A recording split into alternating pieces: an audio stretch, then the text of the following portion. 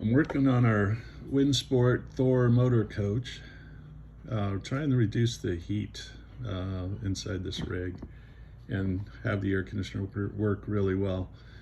And RV airflow is probably one of the best devices you could put in this rig. When you look at the original, how it blocks half the return air filter, this is the manufacturer's setup. You can see the filters are dirty only on one side.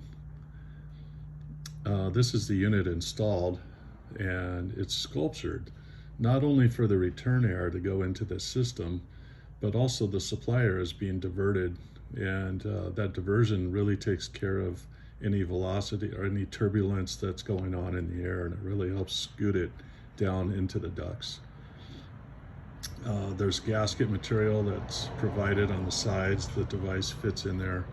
It's a little bit undersized, so everything fits, even this power wire that was traveling across.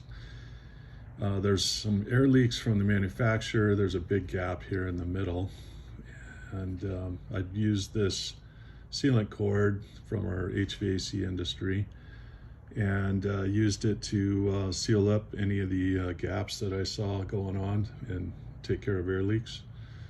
And you can see when the filters are now in place that you're utilizing the entire filter area. It's gonna all function. Very unique design. It works really awesome. You lose the dump that can take place, but you know, you're making the ducted system work so much better that it's worth it.